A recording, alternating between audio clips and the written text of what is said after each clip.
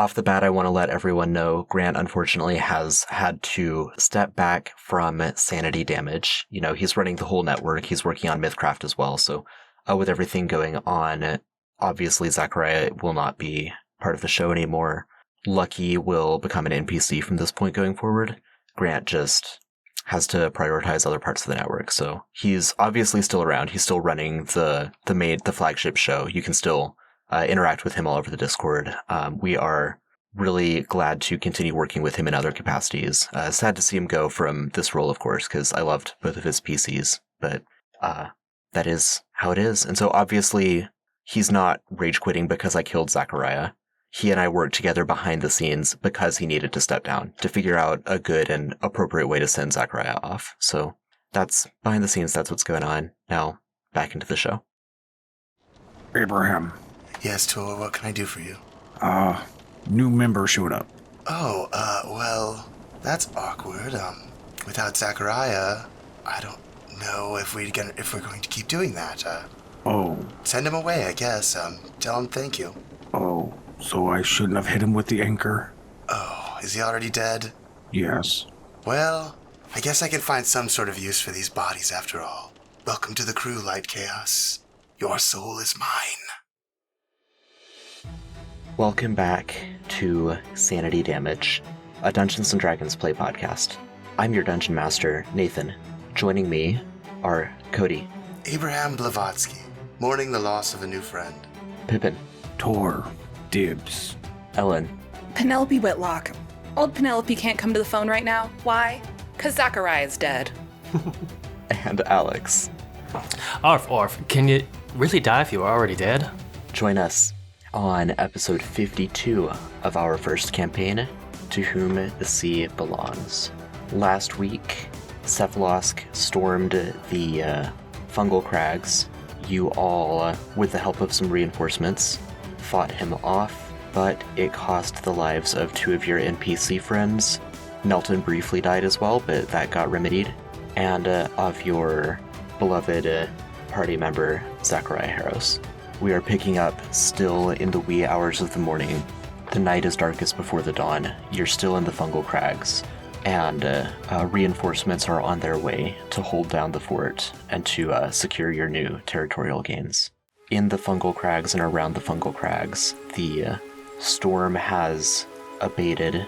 There's a light drizzle now, but there's the raging magical storm and the irradiated air that assailed you prior to you fixing the pollution that was pouring out of the Fungal Crags. That has since been remedied, and so the storm has lessened to one of more natural proportions.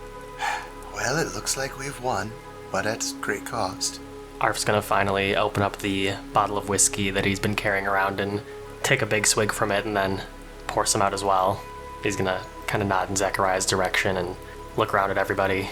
Penelope, I think, having the extreme amount of exhaustion that she does have and watching her friend sacrifice himself is just catatonic on the ground next to him still. I would say Nelton is probably mirroring Penelope, just sitting down next to Zachariah on his other side. I wonder if he truly had some sort of escape plan, or if he was intending to die here regardless of our actions, but we didn't run, and he died. Neither did we, and we didn't die. And, Azure says, and we took the Fungal Crags back. I knew the cost would be high. I didn't think we would lose so many, but this was an incredibly valuable success. Not only have we taken major resources back in the city, but we've also defeated one of their leaders. Success? We lost one of our most valuable members, and you're calling this a success? Penelope is going to stand up and go to Orf and reach out her hand for some of the whiskey. Arf will give it to her given the circumstances. Say, you know, it's not going to do much in the long run, but it'll help for now. And she just chugs. She takes a big ol' swig, and it burns, and she's trying not to spit it out, but she gets it down. Okay, good for your first time. It's good to feel something warm. And Arf will kind of put an arm around Penelope as well. A low peal of thunder rumbles through the sky. A natural, calm, relaxing peal, not a scream or a crash. And the rains increase in fervor, washing away a lot of the filth and grime and blood stains splattered across the pulsating ground. Through the rain, reinforcements do eventually come from the Fungal Crags, or rather, from the Lion's Den to the Fungal Crags. And, there's a squad of probably 30 people that start fanning out through the Fungal Crags and unpacking some equipment, stocking some food so that they can hold this bastion as well. And one of their leaders, a blonde, roguish character from originally from the Shadow Gloves, says, we thank you for taking the Fungal Crags. Now that we've got this place, if you need to go back to the Lion's Den and recoup, you should be safe to do so. Very well. I think it's going to be hard to take a rest after what we've been through today, but I think we could all use it. Yeah, I think I could use some sleep. Let's all go. And if that Tor's just gonna tear off the Cephalos cloak and gather up Zachariah's bones in it and hand that off to the one remaining skeleton, tell it to follow, and then he's gonna pick up Penelope. Oh, thank you. Because I still only have 15 feet of movement. Right. And you're drunk as fuck. Right. And yeah, that. It's pretty fast-acting whiskey. Right. Whew. Did Cephalask have anything important on him? Yeah, let me find his loot. He didn't have gold, but he had a couple magic items. They don't work as well on creatures that aren't aberrations or illithids, but they're still worth something. Do. And there was plate armor from one of the skeletons, I think, as well. Is that still laying around here? Yes. Sir Nollington? It's a very expensive item. We should at least collect it. I'm very low on funds. I want to get that. Yeah. And I'm sure someone at the Lion's Den could use it if not one of us. Right. I could use spare.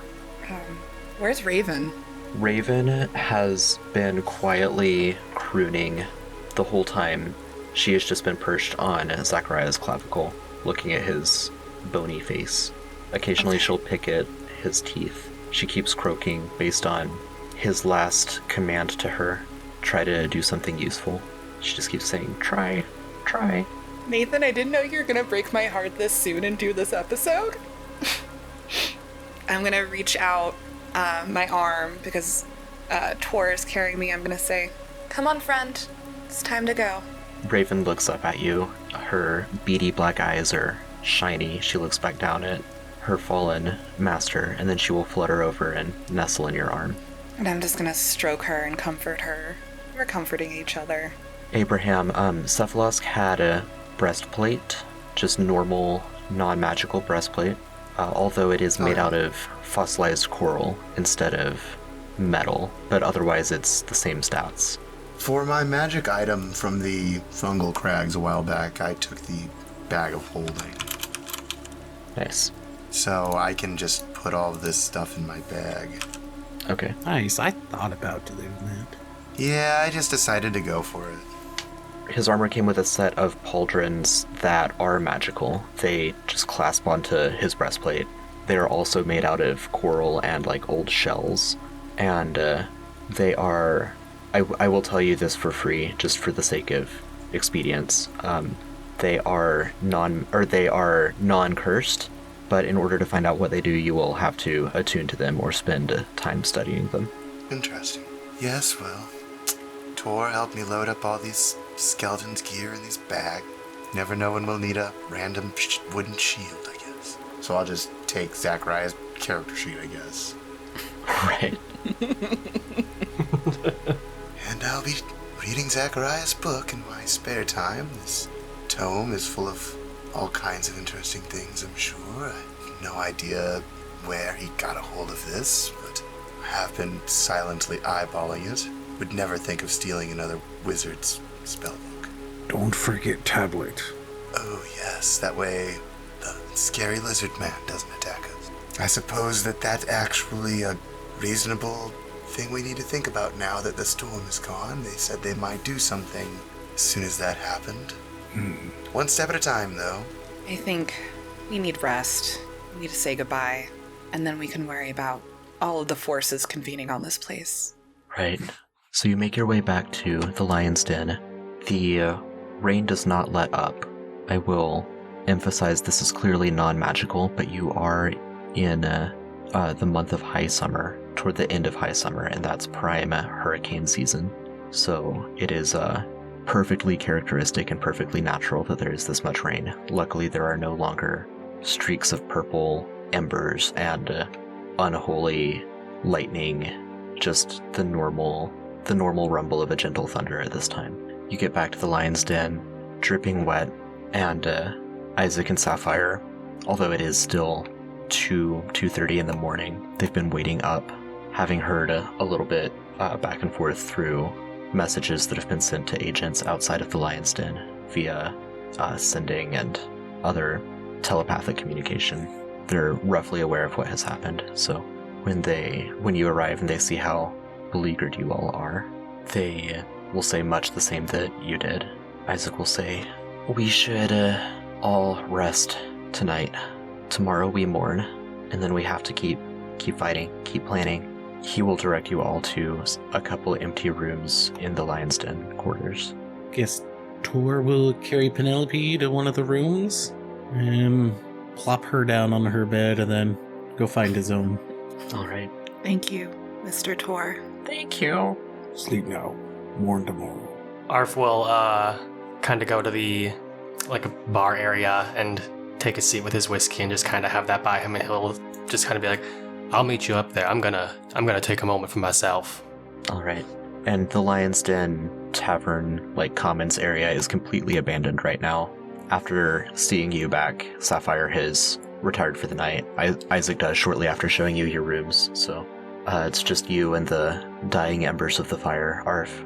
Yeah, Arf's just gonna slowly kind of work on his whiskey and just think about how everything went, and eventually he'll make his way up there. He'll stumble into whatever room has a bed that he can sleep in and just pass out. I think Penelope's gonna have a little quiet moment with Raven, and she's gonna stroke her feathers and say, "I hope you know that you are bound to me by nothing but friendship, and should you choose to stay with me, I will do nothing but take care of you and protect you to the best of my ability. But if you have other places you need to be, you are free to go. But I hope you stay." Raven fluffs her feathers a little bit, clearly enjoying the stroking, and she'll say, "Stay, stay." Okay, you can stay. And she's gonna cry herself to sleep with Raven. Anything from Abraham before the next day? I think Abraham might start reading Zachariah's spellbook.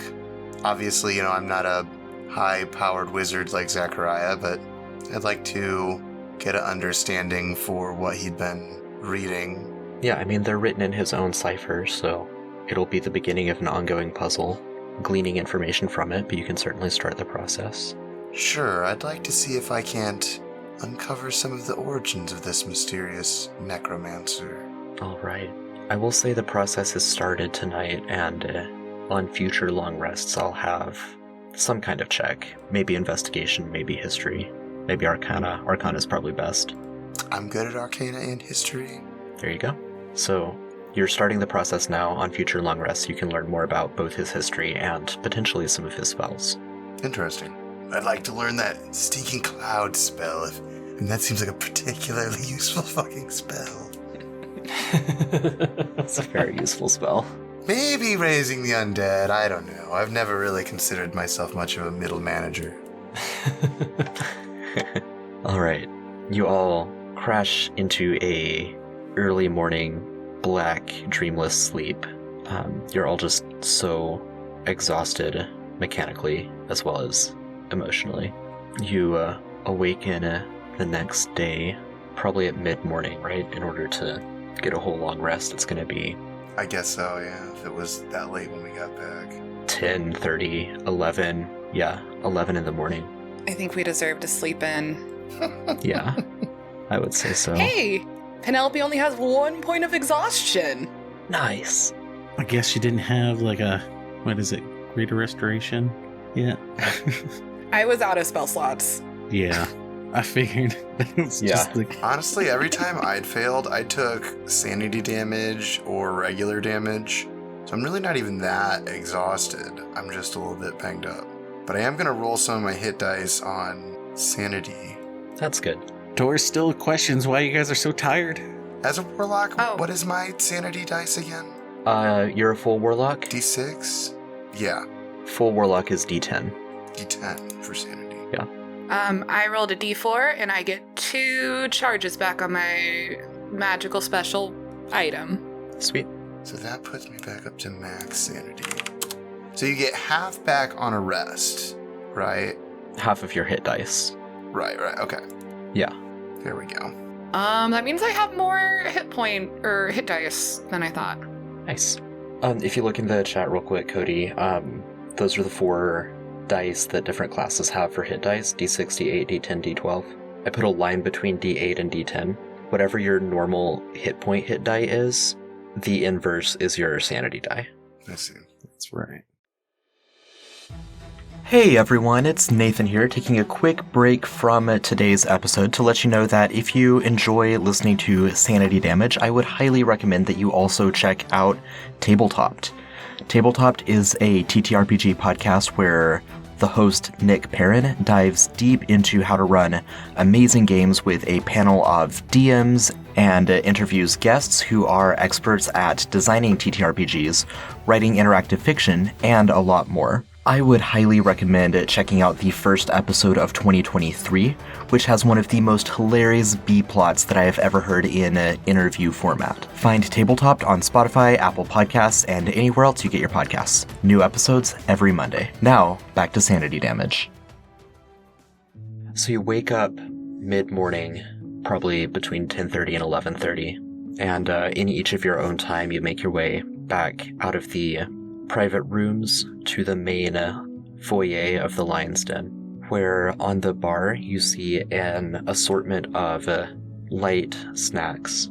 Most of the tables are covered in various shades of beige or white tablecloths, and there's a human woman who's going around and putting flowers in vases in the center of each table. In the fighting pit that is in the middle of the Lion's Den, in the middle of the common area, there are 3 tables laid out side by side and 3 open caskets on those tables. So you're telling me this funeral's taking place in the middle of a fighting pit, Nathan? It's beautiful, but also very sad. They died warriors. We did die warriors. So as you're all going about your morning getting ready for this, all of the Nightcats and their associates are coming together, milling about the room. You can see Leon over toward the breakfast bar. He's just an absolute mess. His hair and his mane are all in a big, disheveled floof, and he's just blubbering. Many of the other members of Pride especially look very somber, and everyone looks somber, right? But especially them. The Shadow Gloves and the members of the Magistrate being the Fungal Crags. They all look withdrawn and exhausted. What are each of you doing? Where's Nelton? Nelton is sitting by himself at one of the tableclothed tables. Okay. I think I'm one of the last people to come down. I was upstairs saying a little prayer for strength, trying to get up the nerve and the courage to come down and face everything and get out of a warm bed. And when I come down, I do have Raven on her spot on my shoulder, and I'm gonna take a seat next to Nelton. Nelton glances at Penelope. I'm gonna lay a hand on his shoulder, and I'm gonna use my locket. Technically, this is a short rest, right? Yeah, anytime you have a long rest, you can consider yourself having a short rest too. So I'm gonna place a hand on his shoulder, and he's gonna get 1d8 sanity. Well, I rolled a nat 1, so he gets 1 sanity back. Nice. But that was my item upgrade, was I can heal more sanity damage now, except when I roll 1s. Nice. That's dope. Except when you roll ones. Yeah, he He seems a little bit more tranquil. He's still deeply sad and somber, pensive, but a manic light dims in his eyes. He seems a little bit less on edge. We went through a lot yesterday, Milton. Yeah? None more so than you. Yeah, I guess you could say that, yeah. I just hope you know you always have friends. Well, thank you. And I think we just sit in silence. Yeah. Is there any, like, coffee or tea or just, like, mugs about? There's some tea. The same lady who was bottling or placing flowers in vases has also set up a nice tea assortment, tea stand. And there are also mimosas. Oh, so are there just bottles of champagne sitting out? Behind the bar, not like on the bar. I'm saying you could have a mimosa, but not the bottle. Okay, Arf's gonna go over to her and he's gonna say, you know, skip the tea, I don't need any of that, just give me the mug. And he's gonna then pour the rest of his whiskey into there and be like, could you take care of this, and hand her the bottle. And then he'll say, also, I'm gonna have one of those mimosas, but make it light on the juice, please. You're saying this to the lady who's like doing the flowers and such? Oh, can I make my own mimosa then? You can make your own mimosa, yeah. Oh, Arf's just gonna skip all that. He's just gonna pour the rest of the whiskey into the mug, and then he's gonna just take one of the bottles of champagne as well. Okay, there'll be someone behind the bar who's like, hey, not the whole bottle, all right? Just fill yourself a glass. Leave this here. Okay, well, get yourself more later. That's fine. You know what? I'm gonna take. That's fine. And he'll just fill up one of the glasses and then leave the bottle and go sit down by Nell and Penelope. Mm-hmm. Of course, Zachariah's funeral would have a mimosa bar. Yeah, I think Abraham's just sitting there quietly with his leg folded across his lap. Mm-hmm. I think Tor's actually just been down here about the longest, like, as anybody else has. One of the first to wake up, came downstairs, watched them prepare the bodies, like, set them out, and has just been, like, stoically standing off to the side, watching over the procedure, just hands on his anchor, just, like, standing on guard, and his little dragon is just sitting across his head, and he's just standing there silently, watching everything. Mm-hmm. As soon as Penelope sees Tor standing off by himself, she's going to wave him over to sit at their table. A little yip from his dragon. Tor turns his head over and walks to the others and joins them. Hey, big guy. Hello. Thank you. I don't think I got to thank you for saving me yesterday, Mr. Tor. Tor just doing what Tor does. That's really appreciated. And thank you to this little friend. Now Raven has a little playmate. Playmate! Raven will fluff her feathers at the dragon. Little dragon's gonna turn its head, snort at Raven, and then just kind of like look the other way, rolling its eyes. But its tail's slightly wagging behind it. Raven, if you want to be with him one last time, feel free. Raven ruffles her feathers a little bit. She doesn't move at this point. Okay. And when it seems everyone is gathered in this main room, Sapphire will stand up and she'll say, at this point, I'd ask you all to come and gather around the fighting pit. I'll say a few words. Isaac will say a few words. In a traditional Westanican fashion, after these words are spoken, we will accompany the caskets outside, place them on small rowboats, and set them ablaze. Consumed by both fire and water, our friends will return to the elements that bore them. Now, I'm sure that you've all heard the events that transpired last night. The heroics of some of our friends, some of our companions, some people that we've fought against at times. I imagine many of you have also heard of the tragedies on many levels that we suffered last night. Tragedies that were made all the bitterer by the taste of betrayal. Yes, we managed to take the Fungal Crags, but the toll was monumental. Several of our own, unbeknownst to us, they had been enthralled by the mind flayers, which goes to show, yes, we must be ever vigilant, watching for such betrayals, but more than that, in honor and in memory of our allies who have fallen, we must come together and set aside petty arguments. We must both be clear-eyed and strong-willed as we march forward together, rather than marching against one another in this time, for our city and for our people. And she'll gesture to Isaac. Isaac being the leader of Pride, as both Kyle and Two Drop are members of Pride. Isaac says, I don't have much to say. I'm not good at this kind of thing. Kyle and Two Drop loved each other very dearly, and they died as they lived and as they loved, side by side, standing up for those who couldn't defend themselves or for those who didn't have a voice, trying to make a difference. I think they would be glad to know that they did. As for Zachariah, he has several close friends present. If any of you would wish to say words for him. Abraham will stand up. He'll take the floor and say, I haven't really known Zachariah all that long, but from what I did know of him, he was a very determined individual. He had a lot of things he wanted to get done in his lifetime. We should all be so ambitious.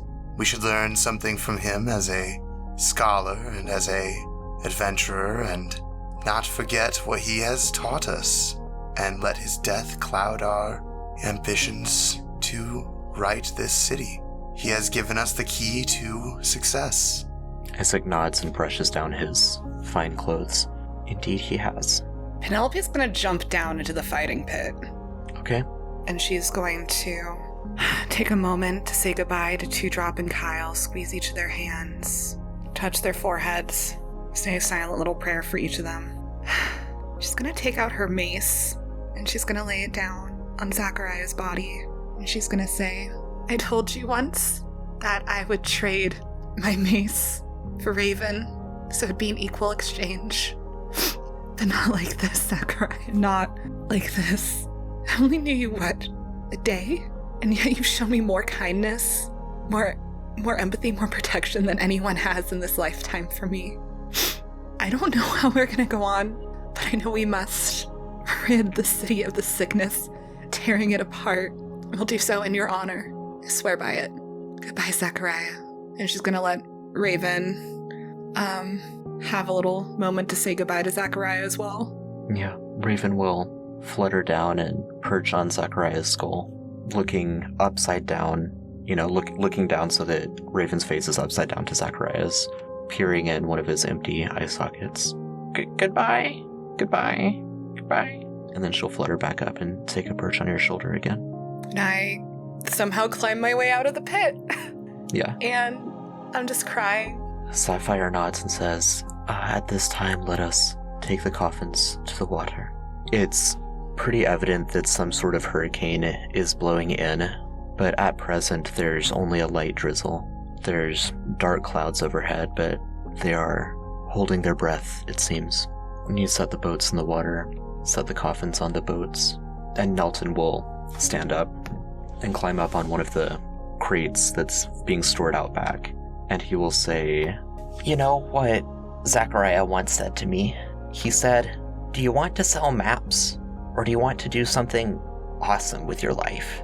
And I said, I want to sell maps. He told me that I have as much good faith as an aberrant, disgusting, mutated rat. And you know what? I realized he was right. Zachariah said he didn't like being called the fixer, but isn't that what he was? He fixed things. He helped people. He helped me. Nelton will scratch at his throat where there's still a huge gash. A gash that should have been lethal. And now, like Zachariah, I've died. And I'm not dead anymore. If there's one thing to remember from him, it's that anyone, even a simple map maker, map salesman, con artist, I guess, can be a hero. And that's what I'm going to do. It's what I ask that each of you do. I've got a new lease on life, and I'm not going to waste it. Thank you, Zachariah. Thank you for showing us how to die and how to live. And now Arp's gonna step forward, and he's gonna kind of just clear his throat. You know, it's never easy losing friends, whether they're new or old, but what was easy for these three was standing up and defending their family, their friends, and everything they loved. The Cliffs Bay itself, just like all of us here. And their sacrifice will never be forgotten. And we should all be so lucky to have had the time we had with them. And without their sacrifice yesterday, a lot of us wouldn't be here today. I'll never forget what they did for us. And he'll step back. Some of the magistrate from the Fungal Crags will step forward and, casting some low-level spells, they will set the boats on fire as they float out into the bay. Penelope's gonna watch the boats float out for a while, and then, is Azure out there? She is. She's off to the side of the crowd.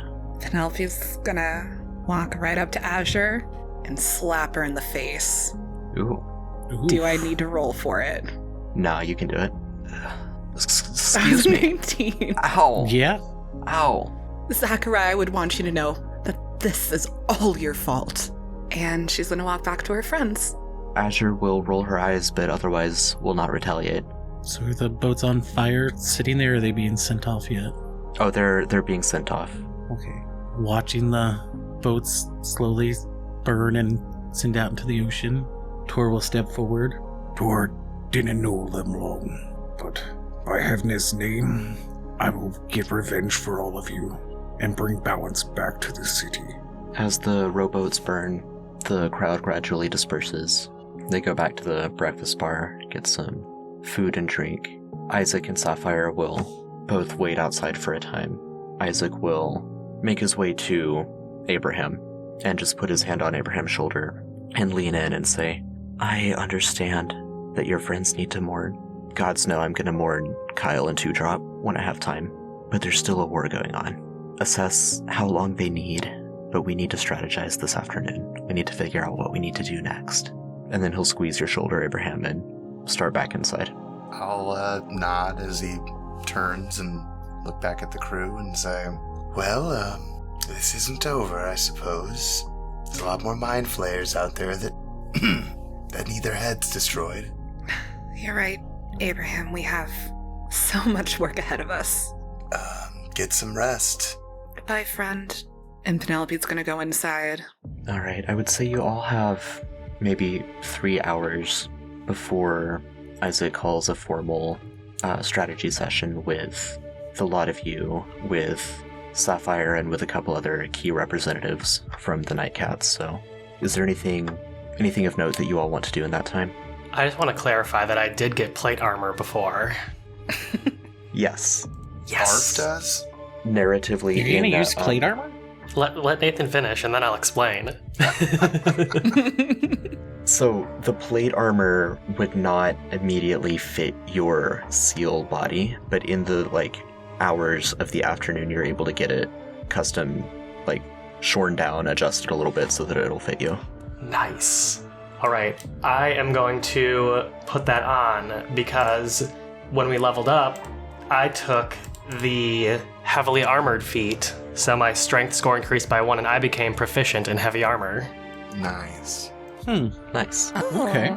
The armored earth. Armored arf. I Heavily armored didn't archer. expect to see you take the stealth checks, but I don't think that's ever been R4's thing. It can be, because I also have the boots of striding and springing, which not only increase my walking speed, but I'm not encumbered while wearing heavy armor. Wow. Nice. That's the long Nice. con. You've been thinking about this for a while. I really just took that feat before we started the session. I was looking through what to do. I was like, wait a minute. Because I was gonna hope for a downtime option of getting heavy armor proficiency, but this came quicker. Yeah.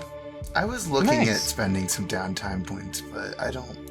Yeah, Penelope doesn't have a weapon anymore. Would there be a place where she could find a cool sword? Yeah. Hate to be that guy, but we have 8 short swords and 8 long swords. Are any of them a plus weapon? They are all slightly rusty and slightly warped None of them are from cool looking. Zachariah's skeletons. Let's do a luck check. Just roll a d20. The higher you roll, the cooler it looks. D20. Oh god. Well, it's 6. It doesn't look that cool. I mean, I was kind of hoping for something with a little bit more Panache. flair, you know? If we are going to be, you know, famous heroes, are we going to be famous heroes? Are we companions? Or just until we figure out the situation? I hadn't really anticipated on becoming super famous. Famous, infamous, it's all the same. I'll take the super gross, rusty short sword until I can get something better. All right. So what was, Abraham, did you get, like, arm guards or a shield from the dude? Are you Oh, using would it? you like to attune to them? I can guarantee you they're not cursed, but I don't know what they do. Sure. They're made of coral. I don't know. They kind of match your style, Tor, I guess. This looks like someone who was drowned. No offense. Yeah, I feel like they'd actually super match Tor's style. I didn't think of that. I was gonna say, Tor would put them on, and they oddly very well complement Tor for some reason. Yeah, so they are shoulder pauldrons. They don't give you a they're bonus shoulder to your... pauldrons. I heard pauldrons. Yeah. Dope. They don't give you a bonus to your AC. What they do is you have an advantage on any saving throw related to not having your... or related to having your form changed. So if anyone tries to polymorph you or reduce you with, like, enlarge reduce, anything that changes your physical form against your will, you have advantage resisting that. Oh, that's cool. Yeah. That is cool. If you were in a lithid, you'd just be immune to that entirely. But as is, you still have advantage. So probably get you out of a pinch. At some point after we've all forgotten you have that. Happens. Yeah. Yeah, so you can do that over an hour. Penelope, you've got your sword. Arf, you have fixed your armor so that you can wear it. Should we try to come up with a plan of our own before the big meeting, or wait and see what everyone thinks? I don't know. We've already taken the main target I was interested in, so after this, I suppose it's just boring military strikes. You have no interest. You have no interest in trying to rid the scourge of the city. I'm not leaving, am I? Okay. I will admit my zeal is less towards saving a shack called the Knowledge Hut or whatever versus the Wizard School, but yes, I am still here to save the city. So I'm not interested in what target we're hitting as long as we're hitting those awful mind flares where it hurts most. I want to hit them where it hurts. And right now that is me punching them in the face and then Raven pecking out their eyes. If Illithid have eyes. I'm pretty sure they have eyes. They do have eyes. Well, we'll figure something out. Now we just clear city and hopefully not fight lizard men. I've got a plan for the lizard men, but I don't know if they'll call my bluff. Which it's not a bluff, but I have no way to prove that it's not a bluff until they call it. And what is your plan for the lizard men? Or are you going to keep that up your sleeve? Well, they want the island so bad. What if I guaranteed them that if they attacked the city, they wouldn't want the island anymore? Because no one would want the island anymore after I'm done with it. And it's not just a threat, it's a promise. But I can't prove it until I pull the trigger. What about the West Anakins? They would also be screwed. Everyone would be screwed. And they can push me to that, or they can leave. But you saw them. I don't know if they'll bite. They're ready to fight. Sorry, Nathan just surprised me by turning his camera on. I was just showing my shocked expression from Abraham. I have no idea what Abraham is planning. I have no idea what Abraham's planning either. I can't play all my cards, but let's just say my patron is very hungry. I have a deal where I give my patron things and it gives me things. What And sort of normally, things? well, like the power to shoot laser blasts that save people's lives or to prevent you from dying earlier. But it is capable of great and powerful things that I keep at bay most times. And what price do you have in exchange for shooting laser beams and saving people? That's a personal price I paid a long time ago, but I feed it the souls of my victims. I don't think you guys would mind if I fed it the soul of a Quaggoth. No. I suppose not. What would you think if I fed it the soul of the island? Well, There's a lot of people. I think dragons are mighty enemies. The dragons won't know what hit them. I'll be long gone by the time they know. Sorry, I'm a little shocked at the villain origin story for Abraham right now.